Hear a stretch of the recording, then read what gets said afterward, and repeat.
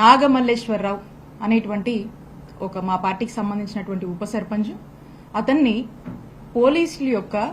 Harassment, తీవ్రమైన పోలీసుల యొక్క హ్యూమిలియేషన్,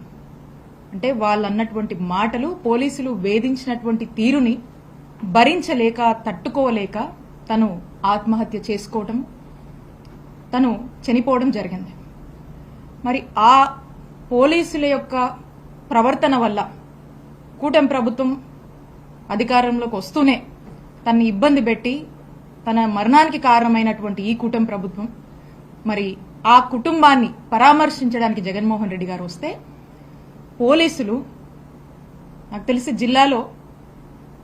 ఉన్నటువంటి పోలీసులు బలగాలన్నీ కూడా, యంత్రాంగాలన్నీ కూడా వచ్చి మొన్న ఈ కార్యక్రమానికి సంబంధించి ఎక్కడికక్కడ కూడా పూర్తి స్థాయిలో అన్ని మెజర్స్ తీసుకొని వాళ్ళు పకడ్బందీగా ఈ ప్రోగ్రామ్ ని విఐపి ఎవరైతే ప్రొటెక్టివ్ ఉన్నారో జగన్మోహన్ రెడ్డి గారికి సంబంధించినటువంటి ప్రొటెక్షన్ గురించి కాకుండా ఈ కార్యక్రమానికి విచ్చేస్తున్నటువంటి ప్రజల్ని అడ్డుకునేందుకు శత విధాలుగా ప్రయత్నం చేసి ఎక్కడికక్కడ అడ్డుకునేందుకు ఒక స్పెషల్ గైడ్ లైన్స్ ఇచ్చి ఈ పోలీసు బలగాలన్నీ కూడా వేల మంది సంఖ్యలో పోలీసుల్ని డిప్లాయ్ చేసి ప్రోగ్రామ్ ని ఫెయిల్ చేసేటువంటి ఒక కార్యక్రమం, ఒక మ్యారథాన్ గా తీసుకొని పోలీసులు ఏ విధంగా ముందుకు వెళ్లారో రాష్ట్ర ప్రజానికం మొత్తం కూడా చూసింది.